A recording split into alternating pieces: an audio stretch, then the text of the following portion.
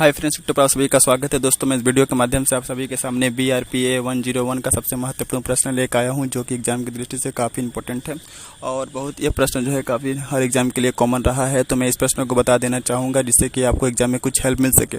तो प्रश्न बन के आता है एग्जाम में कि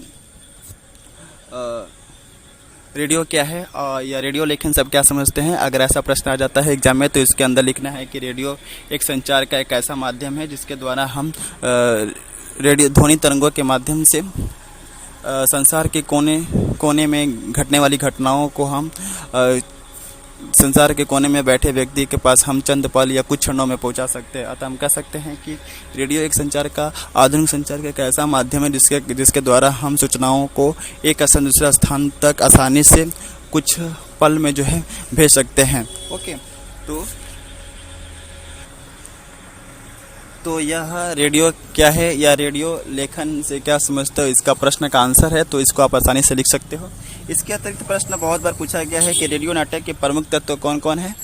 यह भी प्रश्न जो है बहुत बार आ चुका है। तो मैं इस प्रश्न के बारे में बता देना चाहूँगा कि रेडियो नाटक के प्रमुख तत्व निम्नलिखित है। एग्जाम में आपको भी लिखना है कि रेडियो नाटक के प्रमुख तत्व निम्नलिखित है, जिसका आकलन हम निम्नलिखित संदर्भों में कर सकते हैं। सबसे पहले हेडिंग देना है आपको कथा तत्व, और कथा तत्व हेडिंग देने के बाद आपको लिखना है कि जिस प्रकार एक कथा तत्व जो होता है वह रेडियो नाटक का प्रमुख तत्व में से एक है, क्योंकि जिस प्रकार बिना कथानक का हम नाटक की कल्पना नहीं कर सकते, वैसे ही कथा तत्व में कथानक सबसे पहले कथा वस्तु का चयन करता है।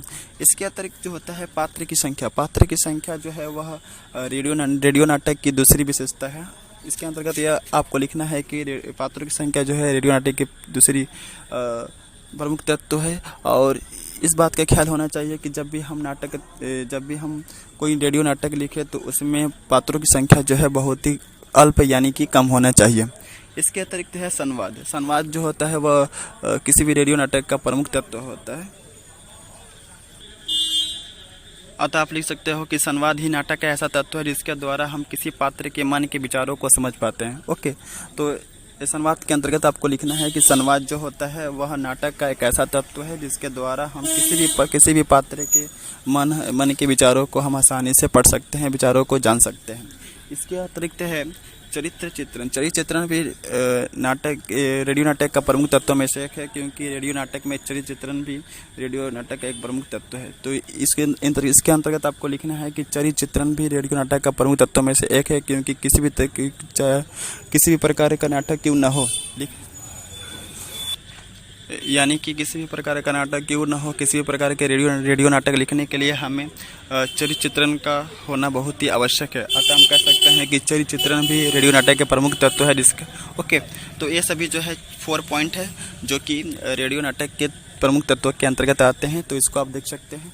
और ये जो प्रश्न है हमेशा एग्जाम में पूछे गए हैं।